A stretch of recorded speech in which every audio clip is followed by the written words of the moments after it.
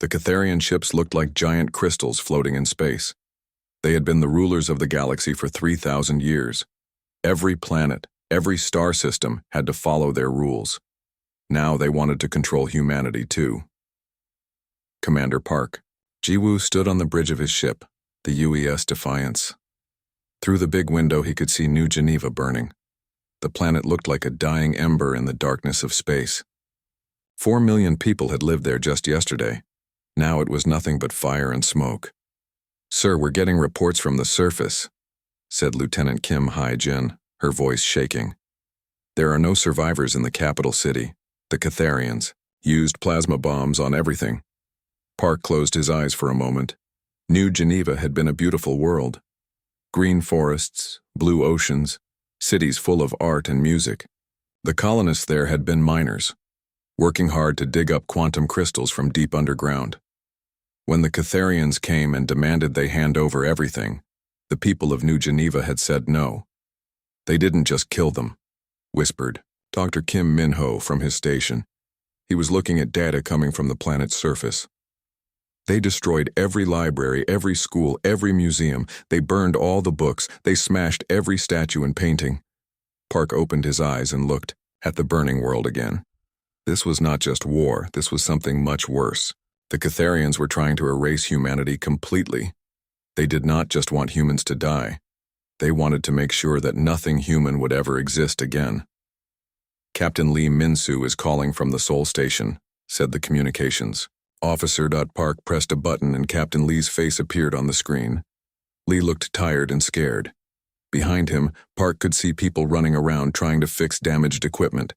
"Jiwoo, we lost contact with 3 more colonies," Lee said. "Busan Prime, New Incheon, and the mining station near Jupiter. The Catharian fleet is moving faster than we thought." "How many ships do they have?" Park asked.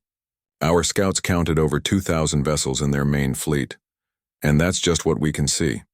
There might be more hiding behind the gas giant." Park felt cold inside. Humanity had maybe 300 ships total. Most of them were cargo, vessels or small patrol boats. The Catharians had weapons that could destroy entire moons. Their shields were so strong that human weapons barely scratched them. "What about Earth?" Park asked. Lee was quiet for a moment. "The defense stations around Earth are preparing for siege. But Jiwoo, you know as well as I do that we cannot win this fight, not in a normal way." After the call ended, Park walked to the observation deck. Many of his crew members were there looking out at the stars. Some were crying quietly. Others just stood in silence. "Commander," said Sergeant Yoon Da-hai, "my family lived on New Geneva. My sister, her husband, their 2 little girls." She wiped tears from her eyes. The Catharians didn't just kill them. They made sure there would be nothing left to remember them by.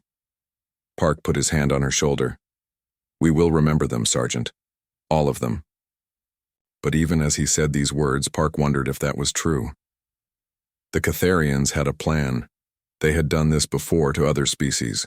First, they would attack and destroy the military. Then they would take over the planets. Finally, they would erase everything that made a species special: their language, their art, their history, their culture. Dr. Kim Min-ho had been studying the Catharian attack patterns for months. He came to Park with his reports every day. The news was always the same. Humanity was losing badly.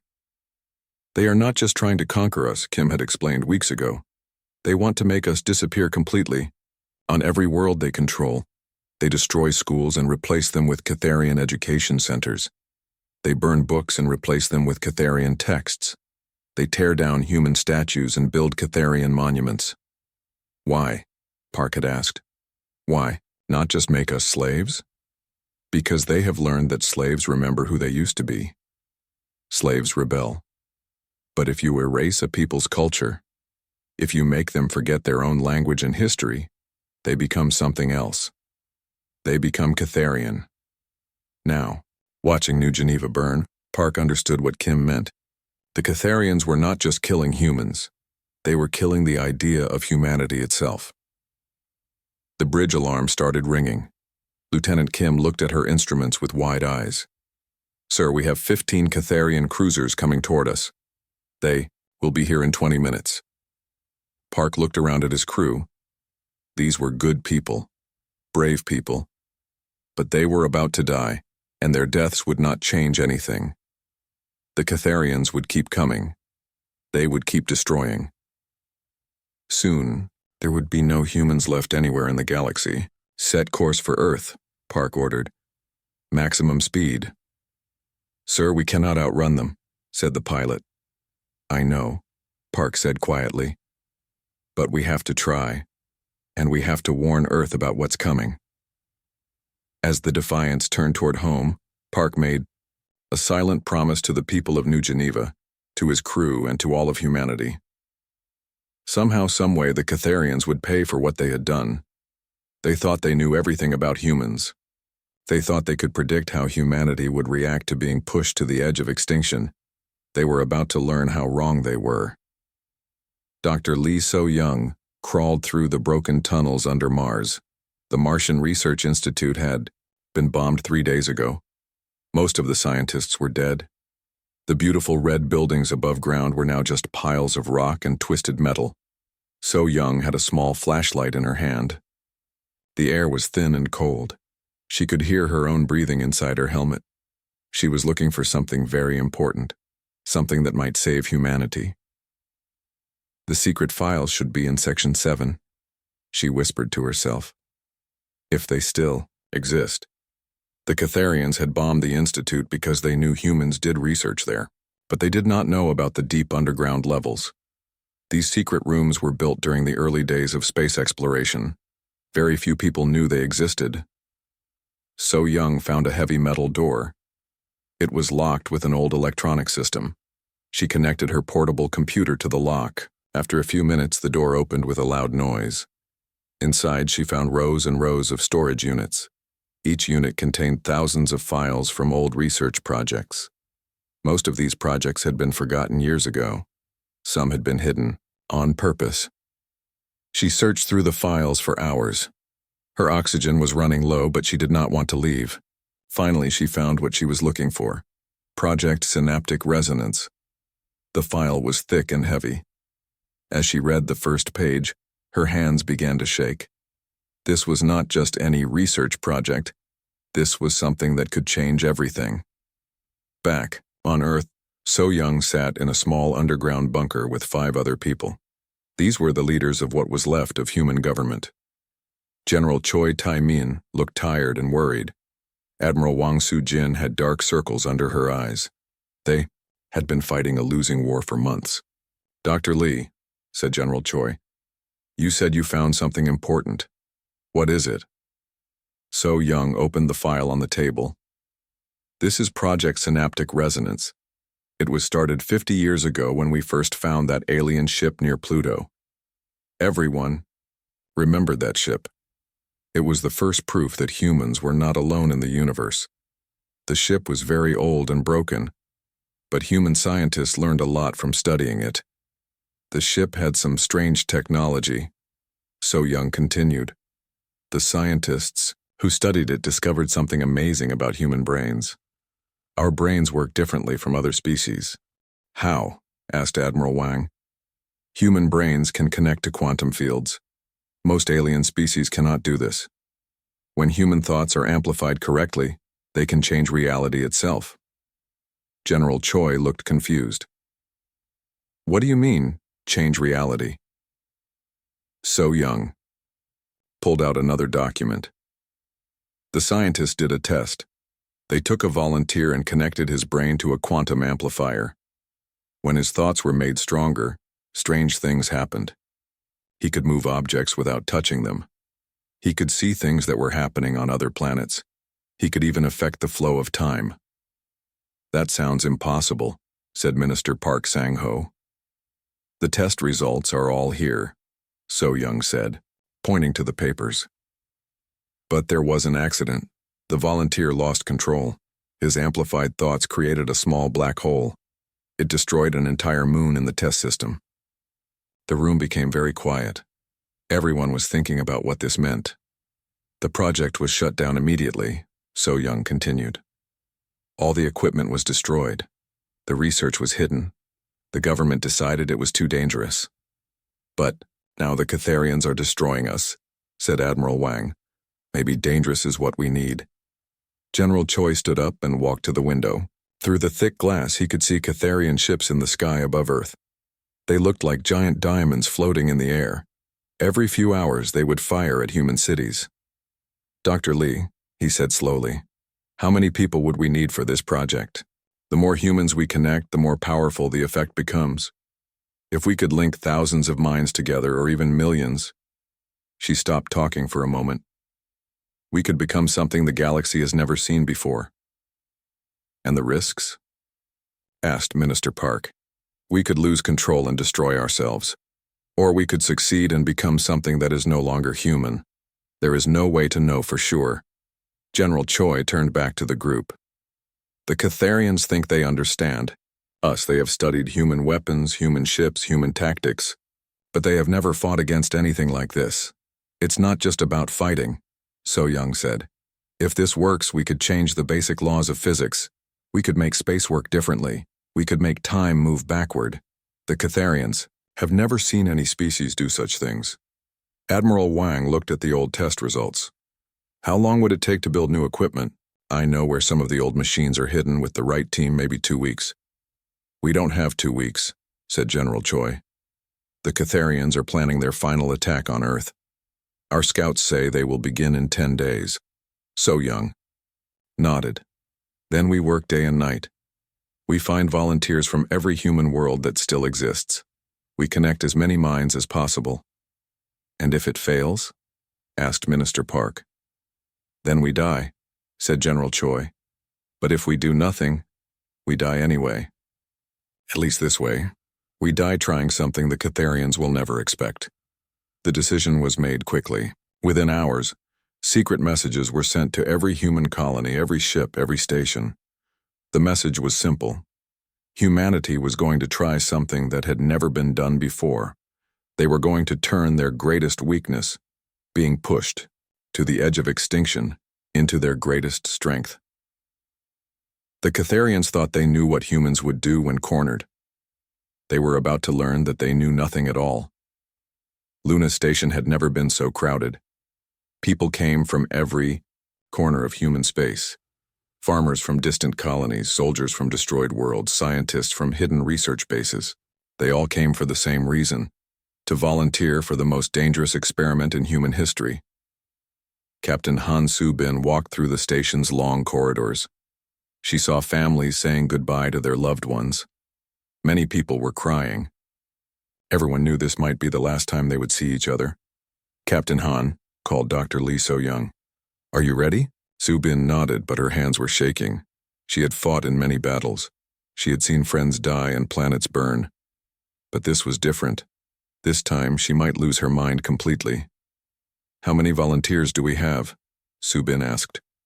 Over 50,000 people on Luna Station, another 100,000 on other space stations, and millions more are connecting from planets across human space. So-young led Soo-bin to a large room filled with strange machines. The quantum amplifiers looked like metal trees with wires hanging from their branches. Each machine was connected to a chair where a volunteer would sit. Remember, So-young said, when the connection begins, you might hear other people's thoughts. You might see their memories. Try not to fight it. Let your mind flow with the others. Soo-bin sat in the chair. A technician put a metal helmet on her head. The helmet had dozens of thin wires that touched her skull. She could feel a small tingling sensation. Beginning resonance in 3, 2, 1. At first, Soo-bin felt nothing different. Then slowly she began to hear whispers in her mind. Quiet voices speaking words she could not understand. The voices became louder and clearer. She could hear Private Kim Jae-ho thinking about his mother on Earth. She could feel Dr. Park Min-jung's fear about the experiment. She could sense Captain Lee Dong-wook's anger about the destroyed colonies. I can hear them, Soo-bin whispered. Her voice sounded strange, like many people talking at the same time. More minds joined the connection. Soo-bin felt her awareness growing bigger and bigger. She was no longer just herself. She was part of something much larger. On Earth, a young boy named Choi Yoo-jin was playing in his backyard when something amazing happened. Suddenly, he understood how stars were born. He could see in his mind how gases came together and became burning suns. He had never studied science, but now he knew things that only the smartest scientists knew. "Mom," he called to his mother, "I can see the quantum fields. They're everywhere." His mother, Mrs. Choi Yun-hee, ran outside. Her son was drawing complex, mathematical equations in the dirt with a stick. These were equations that could describe how the universe worked. Similar things were happening all over human space. On the mining planet Kepler 442b, farmer Young-ho Seok suddenly began speaking about time travel. On Europa Station, little girl Park Sora started explaining how to build machines that could fold space. The Catharian spy ships detected strange energy readings from human territories. Admiral Keth Voss studied the reports in his command center. "What? Are these energy signatures?" he asked his science officer. "Unknown, Admiral. The humans seem to be generating quantum distortions, but we cannot understand how. Are they building new weapons?" "We do not think so. The energy patterns are unlike anything we have seen before. They seem to be coming from human brains, not machines." Admiral Keith Voss made a dismissive sound. "Impossible. Biological minds cannot generate quantum effects. These humans are desperate. They are probably testing some new technology that will fail." But the Admiral was wrong. The connected human minds were doing something that no species in the galaxy had ever done before. They were learning to think as one giant brain while still keeping their individual personalities. Back on Luna Station, Captain Han Subin felt the power growing inside the network of connected minds. She could sense millions of humans all thinking together. Each person brought their own knowledge, their own experiences, their own way of seeing the world. "We're becoming something new," she said, her voice now carrying strange harmonics that made the air vibrate. "I can feel every human thought, every memory, every dream." Dr. So Young watched the readings on her instruments. The quantum energy levels were higher than anything they had predicted. The connected minds were generating power that could affect space and time itself. "The Catharian fleet is moving toward Earth," reported Commander Park Ji-woo from his ship. "They have assembled over 3,000 vessels. They plan to finish us in one final attack." Subin smiled, but it was not her smile alone. It was the smile of millions of humans who had finally found their true strength. "Let them come," she said. "They think they know what humans can do. They have studied our weapons, our ships, our tactics for months. But they have never seen what happens when humanity stops fighting as individuals and starts fighting as one." The connected minds could feel the Catharian ships approaching Earth. But they were not afraid. For the first time since the war began, humans had something the Catharians did not expect. The Catharians had made a terrible mistake. They thought that pushing humans to the edge of extinction would make them weak and desperate. Instead, it had forced humanity to discover its greatest power, the ability to unite millions of minds into something that could change the laws of reality itself. The final battle was coming, and the Catharians had no idea what they were about to face. The Catharian fleet arrived at Earth like a storm of crystal death. 3,000 ships filled the space around the blue planet. Each ship was the size of a city, covered in weapons that could crack moons in half. Admiral Keth Voss stood on the bridge of his flagship, the Eternal Dominion. Through the massive windows, he could see Earth spinning slowly below. The small, human defense stations looked like toys compared to his mighty fleet. "Send the surrender demand," he ordered his communications officer. The message went out to every human receiver. "Surrender now, or face total destruction. You have 1 hour to comply." On Earth, in the deep bunkers where human leaders were hiding, General Choi Tae-min received the message. He looked at the other officials around him. Everyone was scared, but their faces showed determination. "Send our reply," General Choi said calmly. The human response was short. "We decline." Admiral Keth Voss was not surprised. These creatures never learn. Begin the attack. Destroy their defense platforms first. The Catharian ships opened fire. Beams of pure energy shot toward the human space stations. The small human defense platforms began exploding one by one, like fireworks in the darkness. But something strange was happening on Earth and the human colonies. Millions of people were sitting quietly, their eyes closed, connected to the quantum resonance network. They were not panicking or running. They were thinking together. Captain Hansubin was still connected to the network on Luna Station.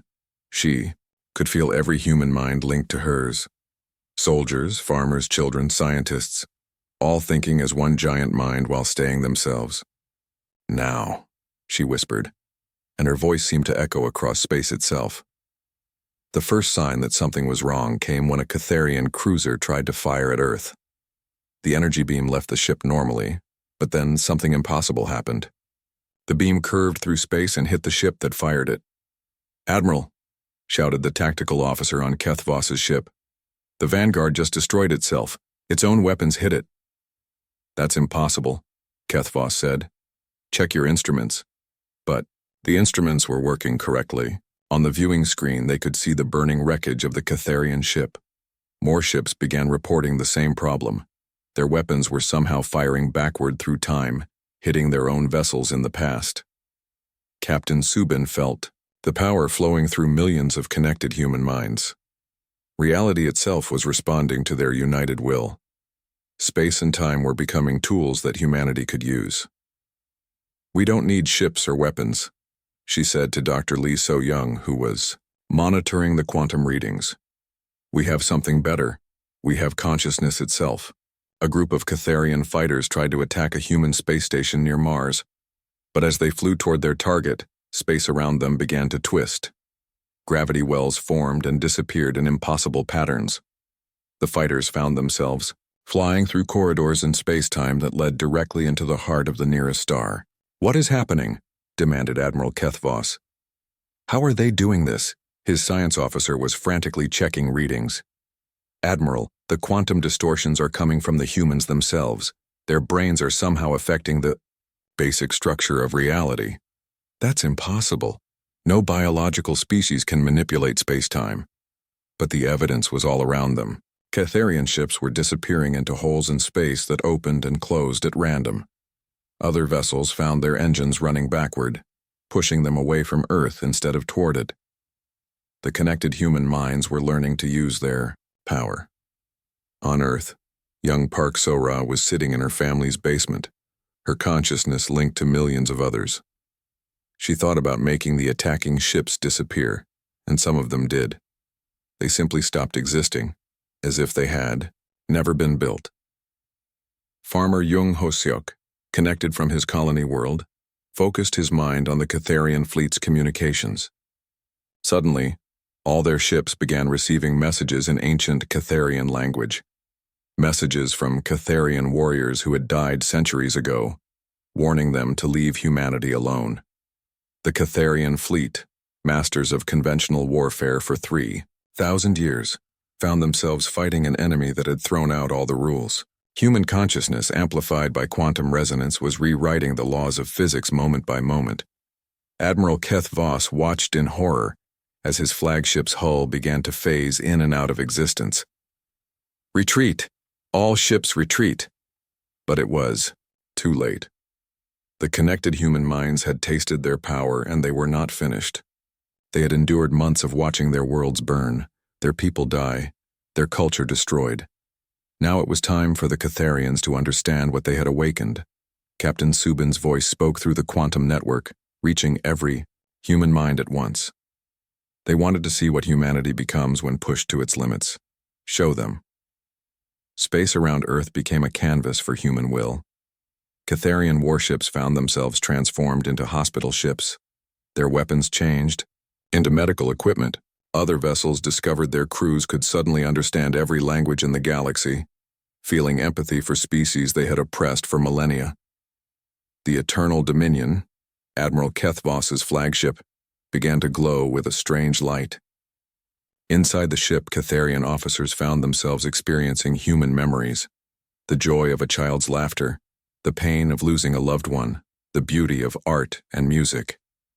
"Stop this!" Kethvoss screamed. We surrender! We surrender!" But the connected human minds were not interested in surrender. They had discovered something wonderful and terrible.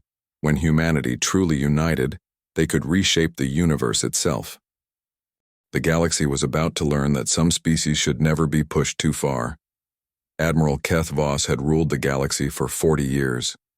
He had destroyed planets and enslaved entire species. He had never known fear.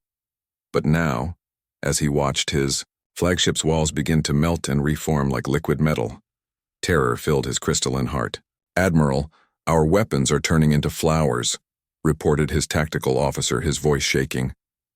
"Our armor plating is becoming transparent. I can see through the hull to the stars outside."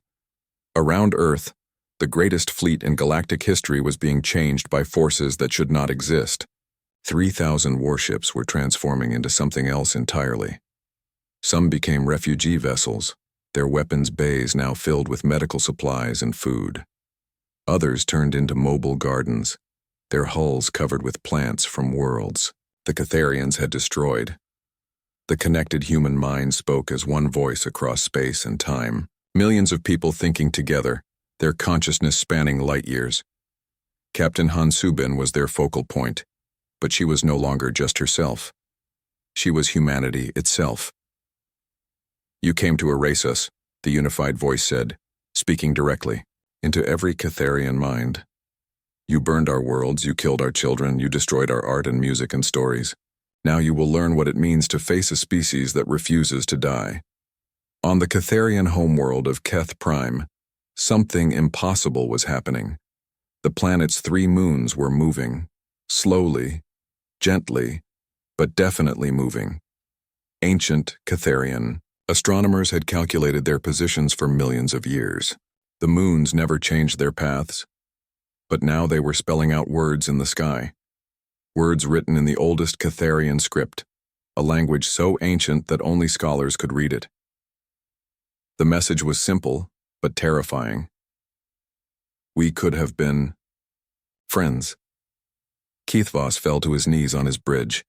Around him, his officers were experiencing something they had never felt before, the memories and emotions of their victims.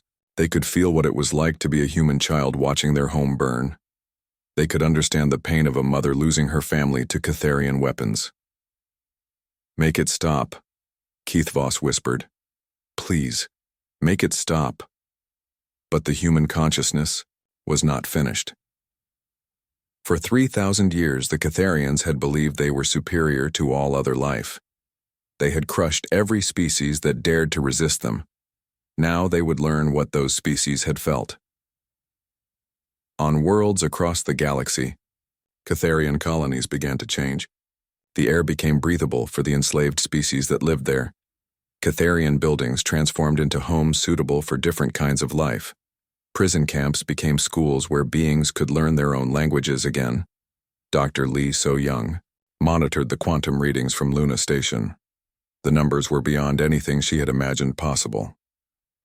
"The connected minds are reshaping matter at the atomic level," she reported.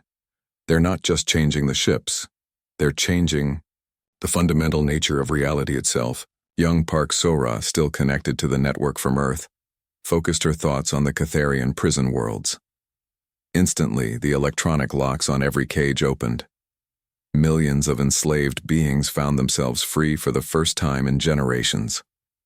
Farmer Jung Hosiak directed his part of the collective consciousness toward the Catharian weapons factories. The massive machines that built instruments of war began producing something different: toys, musical instruments, art supplies, books filled with stories from every culture in the galaxy.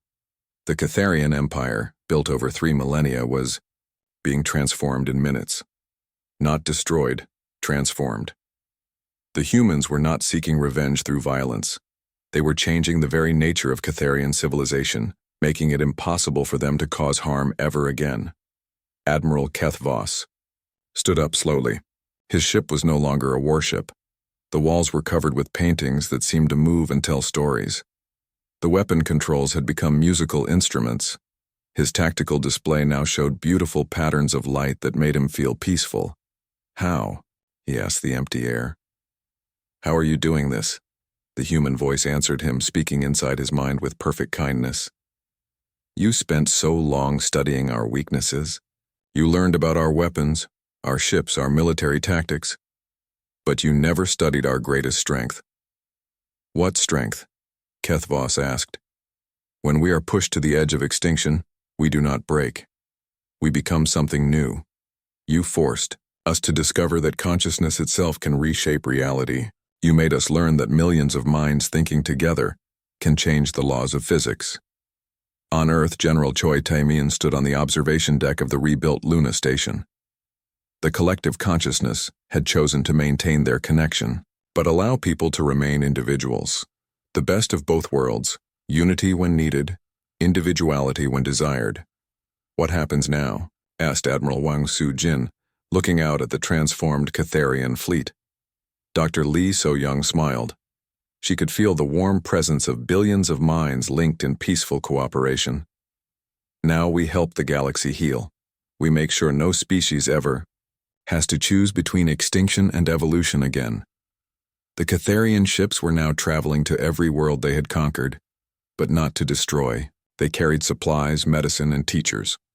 Former Catharian soldiers were learning to be farmers, doctors, artists. Their weapons training was being replaced with knowledge of how to grow food and build homes. Kethvos found himself crying, something Catharians rarely did. He was feeling emotions that his species had forgotten long ago. Compassion, regret, hope. We are sorry, he said to the human consciousness. We did not understand. We know, came the gentle reply. But understanding can be learned, and we will teach you, just as we will teach every species in this galaxy that there is a better way to live. The galaxy had been ruled by fear for 3,000 years. Now it would learn to be ruled by something else entirely, the united will of beings who chose cooperation over conquest, creation over destruction. Humanity had been pushed to the edge of extinction. Instead of falling, they had learned to fly.